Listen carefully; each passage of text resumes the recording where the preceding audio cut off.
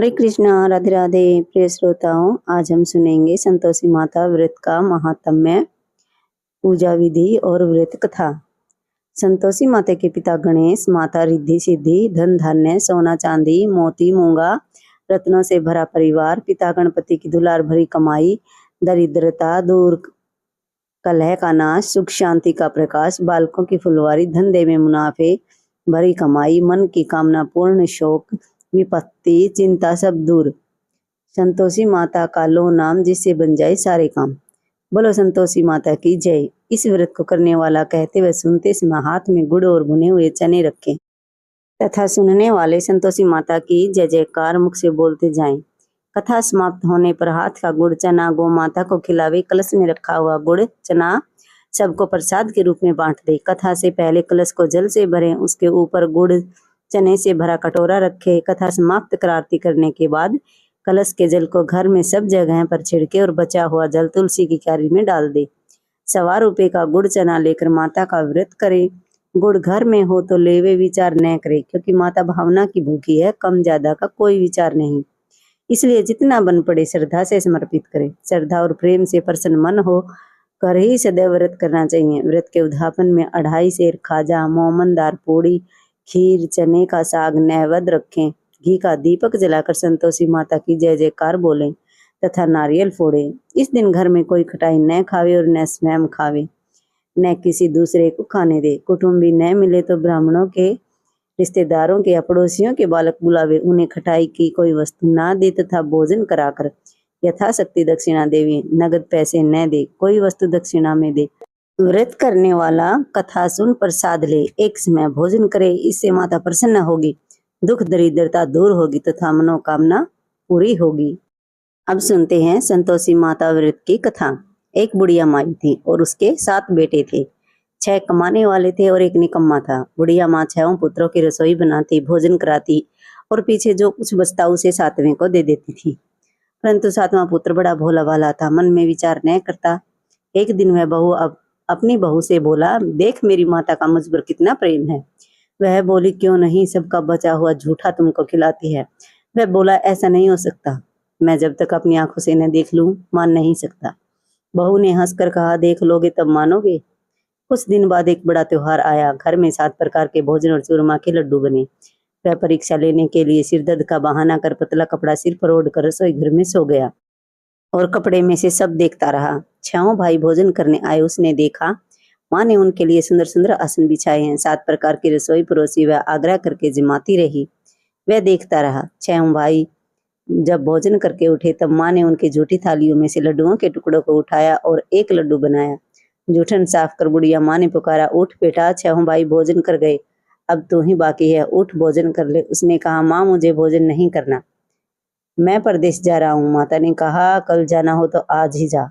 वह बोला, हाँ हाँ आज ही जा रहा हूँ। यह कहकर वह घर से निकल गया। चलते समय बहू की याद आई। वह गौशाला में कंडे थाप रही थी। जाकर बोला, हम जावे प्रदेश को, आवेंगे कुछ काल, तुम रहियो संतोष से, धर्म आपनो पाल। 2 निशानी आपनी देख धरूं मैं धीर, सुधी हमारी मत बिसारियो, रखियो मन गंभीर। वह बोला, मेरे पास तो कुछ नहीं है, ये अंगूठी है, सो ले लो और अपनी कुछ निशानी मुझे दे दो। वह बोली, मेरे पास क्या है, यह गोबर भरा हाथ है। यह कहकर उसकी पीठ पर गोबर के हाथ की थाप मार दी और वह चल दिया। चलते चलते दूर देश में पहुंचा। वहां पर एक साहूकार की दुकान थी। वहां जाकर बोला, सेठ जी मुझे नौकरी पर रख लो। साहूकार को जरूरत थी। साहूकार ने कहा, काम देख कर दाम मिलेंगे। साहूकार की नौकरी मिली। वह सवेरे 7 बजे से 12 बजे रात्रि तक काम करने लगा। कुछ दिन में दुकान का लेन देन, हिसाब किताब, ग्राहकों को माल बेचना, सारा काम करने लगा। साहूकार के 7-8 नौकर थे, वे सब चक्कर खाने लगे। वह बहुत होशियार बन गया है। सेठ ने भी काम देखा और 3 महीने में ही उसे मुनाफे का साझीदार बना लिया। 12 वर्ष में वह नामी सेठ बन गया और मालिक सारा कारोबार उस पर छोड़कर बाहर चला गया। इधर बहू पर क्या बीती सो सुनो। सास ससुर उसे दुख देने लगे। सारी गृहस्थी का काम कराकर उसे लकड़ी लेने जंगल में भेजते। इस बीच घर की रोटियों के आटे में से जो भूसी निकलती उसकी रोटी बनाकर रख दी जाती और फूटे नारियल की कटोरी में पानी। इस तरह दिन बीतते रहे। एक दिन वह लकड़ी लेने जा रही थी कि रास्ते में बहुत सी स्त्रियां संतोषी माता का व्रत करती दिखाई दी। वहां वह खड़ी होकर कहने लगी, बहनों, यह तुम किस देवता का व्रत करती हो और इसके करने से क्या पुण्य होता है? इस व्रत के करने की क्या विधि है? यदि तुम अपने इस व्रत का विधान मुझे समझाकर कहोगी तो मैं तुम्हारा बड़ा उपकार मानूंगी। तब उनमें से एक बोली, सुनो, यह संतोषी माता का व्रत है। इसके करने से निर्धनता दरिद्रता का नाश होता है, लक्ष्मी आती है, मन की चिंताएं दूर होती हैं, घर में सुख शांति होने से मन को प्रसन्नता और शांति मिलती है, अपनी पुत्री को पुत्र मिलता है, पति बाहर गया हो तो शीघ्र ही आ जाता है, कुंवारी कन्या को मनपसंद वर मिलता है, राजद्वार में बहुत दिनों से मुकदमा चलता हो तो समाप्त हो जाता है, कलह क्लेश की निवृत्ति हो, सुख शांति हो, घर में धन जमा हो, पैसा जायदाद का लाभ होता है तथा और भी मन में जो कुछ कामना हो वो सब इस संतोषी माता की कृपा से पूरी हो जाती हैं। इसमें संदेह नहीं। मैं पूछने लगी, यह व्रत कैसे किया जावे, यह भी बताओ तो बड़ी कृपा होगी। स्त्री कहने लगी, 1.25 रुपये का गुड़ चना लेना, इच्छा हो तो 5.25 रुपये का लेना या 10.25 रुपये का भी सहूलियत के अनुसार लेना, बिना परेशानी श्रद्धा और प्रेम से जितना भी बन सके सवाया लेना। 5.25 रुपये से 10.25 रुपये तथा इससे भी ज्यादा शक्ति और भक्ति के अनुसार गुड़ और चना ले। हर शुक्रवार को निराहार कथा कहना सुनना, इसके बीच क्रम टूटे नहीं, लगातार नियम पालन करना। सुनने वाला कोई न मिले तो घी का दीपक जलाकर उसके आगे और जल के पात्र को रख कथा कहना, नियम न टूटे जब तक कार्य सिद्ध ना हो। नियम पालन करना और कार्य सिद्ध हो जाने पर ही व्रत का उद्यापन करना। 3 मास में माता पूरा फल प्रदान करती है। यदि किसी के खोटे ग्रह हों तो भी माता 1 वर्ष में अवश्य कार्य सिद्ध करती है। कार्य सिद्ध होने पर ही उद्यापन करना चाहिए, बीच में नहीं करना चाहिए। उद्यापन में 2.5 सेर आटे का खाजा तथा इसी अनुसार से खीर तथा चने का साग तैयार करना। 8 लड़कों को भोजन कराना, जहाँ तक मिले देवर जेठ भाई बंधु कुटुंब के लड़के लेना, न मिले तो रिश्तेदार और पड़ोसियों के लड़के लेना। उन्हें भोजन करा यथाशक्ति दक्षिणा देना। माता का नियम पूरा करना, उस दिन घर में कोई कटाई न खावे। यह सुन बुढ़िया की बहू चल दी, रास्ते में लकड़ी के बोझ को बेच दिया और उन रुपयों से गुड़ चना ले माता के व्रत की तैयारी कर आगे चली और सामने मंदिर देख पूछने लगी, यह मंदिर किसका है? सब कहने लगे, संतोषी माता का मंदिर है। यह सुन माता के नियम कुछ जानती नहीं, मैं बहुत दुखी हूँ, हे माता जगजननी मेरा दुख दूर कर, मैं तेरी शरण में हूँ। माता को दया आई। एक शुक्रवार बीता कि दूसरे शुक्रवार को ही उसके पति का पत्र आया और तीसरे शुक्रवार को उसका भेजा हुआ पैसा आ पहुंचा। यह देखकर जेठानियां मुंह सिकोड़ने लगी, इतने दिनों बाद पैसा आया है, इसमें क्या बढ़ावा है? लड़के ताने देने लगे, काकी के पास अब पत्र आने लगे हैं, रुपया आने लगा, अब तो काकी की खातिर बढ़ेगी, अब काकी बुलाने से भी नहीं बोलेगी। बेचारी सरलता से कहती, भैया पत्र आवे रुपया आवे तो हम सबके लिए अच्छा है। ऐसा कहकर आंखों में आंसू भरकर संतोषी माता के मंदिर में मातेश्वरी के चरणों में गिरकर रोने लगी। माँ, मैंने तुमसे पैसा नहीं मांगा, मुझे पैसे से क्या काम है, मुझे तो अपने सुहाग से काम है, मैं तो अपने स्वामी के दर्शन और सेवा मांगती हूँ। तब माता ने प्रसन्न होकर कहा, जा बेटी, तेरा पति आएगा। यह सुन खुशी से बावली हो घर जाकर काम करने लगी। अब संतोषी माँ विचार करने लगी, इस भोली पुत्री से तो मैंने कह दिया कि तेरा पति आएगा, पर आएगा कहाँ से? वह तो इसे सौपन में भी याद नहीं करता, उसे याद देना लगे नहीं, मुझे ही जाना पड़ेगा। इस तरह माता उस बुढ़िया के बेटे के पास जा सौपन में प्रकट हो कहने लगी, साहूकार के बेटे सोता है या जागता है? वह कहता है, माता सोता भी नहीं हूँ जागता भी नहीं, बीच में ही हूँ, कहिए क्या आज्ञा है? माँ कहने लगी, तेरा घर बार है या नहीं? माँ बोली, पुत्र तेरी घरवाली बहुत कष्ट उठा रही है। वह बोला, हाँ माता, यह तो मुझे भी मालूम है, परंतु जाऊं कैसे? परदेश की बात है, लेन देन का कोई हिसाब नहीं, कोई जाने का रास्ता ही नजर नहीं आता, कैसे चला जाऊं? माँ कहने लगी, मेरी बात मान, सवेरे नहा धोकर संतोषी माता का नाम ले, घी का दीपक जला दंडवत कर दुकान पर जा बैठना, देखते देखते तेरा लेन देन सब चुक जाएगा, जमा माल बिक जाएगा, सांझ होते होते धन का ढेर लग जाएगा। अब तो वह सवेरे बहुत ही जल्दी उठ मित्र बंधुओं से अपने सपने की बात कहता। वे सब उसकी बात अनसुनी कर हंसी उड़ाने लगते। कहीं सपने भी सच होते हैं? एक बूढ़ा बोला, देख भाई, मेरी बात मान, इस तरह सांच झूठ कहने के बदले देवता ने जैसा कहा है वैसा ही करने में तेरा चाहता ही क्या है?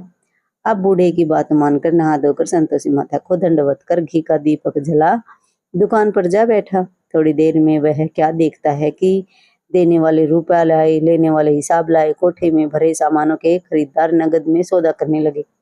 शाम तक धन का ढेर लग गया।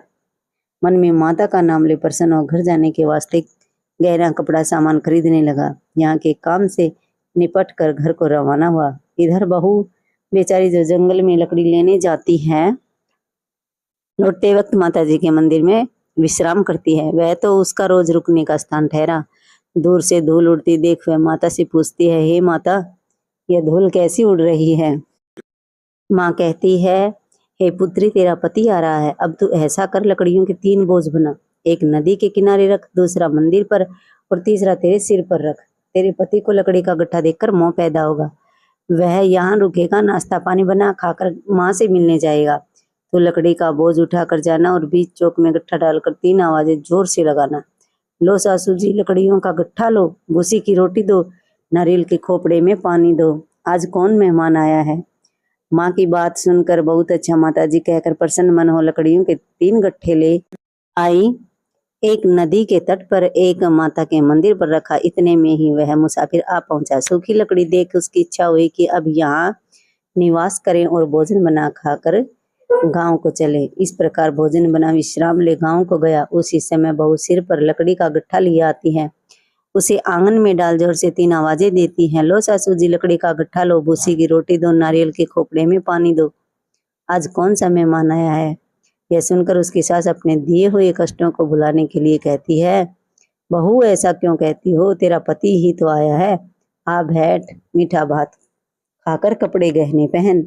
इतने में आवाज सुनकर स्वामी बाहर आता है और अंगूठी देख व्याकुल हो जाता है। माँ से पूछता है, यह कौन है? माँ कहती है, बेटा यह तेरी बहू है। आज 12 वर्ष हो गए जब से तू गया है, तब से सारे गांव में जानवर की तरह भटकती फिरती है। काम काज घर का कुछ करती नहीं, 4 समय आकर खा जाती है। अब तुझे देखकर भूसी की रोटी और नारियल के खोपड़े में पानी मांग रही है। वह लज्जित तो बोला, ठीक है माँ, मैंने इसे भी देखा और तुम्हें भी। अब मुझे दूसरे घर की चाबी दो, मैं उसमें रहूंगा। ठीक है बेटा, जैसी तेरी मर्जी। यह कहकर माँ ने चाबी का गुच्छा पटक दिया। उसने चाबी का गुच्छा लेकर दूसरे कमरे को खोलकर सारा सामान जमाया। एक दिन में ही वहां राजा के महल जैसा ठाठ बाट बन गया। अब क्या था, वह सुख भोगने लगी। तत्पश्चात अगला शुक्रवार आया। उसने अपने पति से कहा, मुझे माता का उद्यापन करना है। उसका पति बोला, बहुत अच्छा, खुशी से कर ले। तुरंत ही वह उद्यापन की तैयारी करने लगी। जेठ के लड़के को भोजन के लिए कहने गई। उसने मंजूर किया, परंतु पीछे जेठानी अपने बच्चों को सिखलाती है, देखो रे, भोजन के समय सब लोग खटाई मांगना, जिससे उसका उद्यापन पूरा न हो। लड़के जिमने गए, खीर पेट भर कर खाई, परंतु बात याद आते ही कहने लगे, हमें कुछ खटाई खाने को दो, खीर खाना हमें नहीं भाता, देखकर अरुचि होती है। लड़के उठ खड़े हुए, बोले, पैसा लाओ। बोली बहू कुछ जानती न थी, सो उन्हें पैसे दे दिए। लड़के उसी समय उठ करके इमली ले खाने लगे। यह देखकर बहू पर माता जी ने कोप किया। राजा के दूत उसके पति को पकड़ कर ले गए। जेठ जेठानी मन माने खोटे वचन कहने लगे। लूट लूट कर धन इकट्ठा कर लाया था, सो राजा के दूत उसे पकड़ कर ले गए। अब सब मालूम हो जाएगा जब जेल की रोटी खाएगा। बहू से यह वचन सहन नहीं हुए। रोती रोती माता के मंदिर में गई और कहने लगी, माता, तुमने यह क्या किया? हंसाकर क्यों रुलाने लगी? माता बोली, पुत्री, तूने उद्यापन करके मेरा व्रत भंग किया है। इतनी जल्दी सब बातें भुला दी। वह कहने लगी, माता, भूली तो नहीं हूँ, नहीं कुछ अपराध किया, मुझे तो लड़कों ने भूल में डाल दिया। मैंने भूल से उन्हें पैसे दे दिए, मुझे क्षमा करो माँ। माँ बोली, आप भूल मत करना। वह बोली, अब भूल नहीं होगी। आप बताओ वे कैसे आवेंगे? माँ बोली, पुत्री, जा, तेरा पति तुझे रास्ते में ही आता मिलेगा। वह निकली, रास्ते में पति आता मिला। उसने पूछा, तुम कहाँ गए थे? वह कहने लगा, इतना धन जो कमाया है उसका टैक्स राजा ने मांगा था, वह भरने गया था। वह प्रसन्न हो बोली, भला हुआ, अब घर चलो। कुछ दिन बाद फिर शुक्रवार आया। वह बोली, मुझे माता का उद्यापन करना है। पति ने कहा, करो। फिर वह जेठ के लड़कों को भोजन के लिए कहने गई। जेठानी ने 1-2 बातें सुनाई और लड़कों को सिखा दिया कि तुम लोग पहले ही खटाई मांगना। लड़के खाना खाने से पहले ही कहने लगे, हमें खीर खाना नहीं भाता, जी बिगड़ता है, कुछ खटाई खाने को दो। बहू बोली, खटाई खाने को नहीं मिलेगी, खाना हो तो खाओ। यह कहकर ब्राह्मणों के लड़कों को बुलाकर भोजन कराने लगी। यथाशक्ति दक्षिणा की जगह एक एक फल उन्हें दिया। इससे संतोषी माता प्रसन्न हो गई। माता की कृपा होते ही 9वें मास उसको चंद्रमा के समान सुंदर पुत्र प्राप्त हुआ। पुत्र को लेकर प्रतिदिन मंदिर जाने लगी। माँ ने सोचा कि ये रोज आती है, आज क्यों न मैं ही इसके घर का आसरा देखूं तो सही इसका कैसा आसरा है।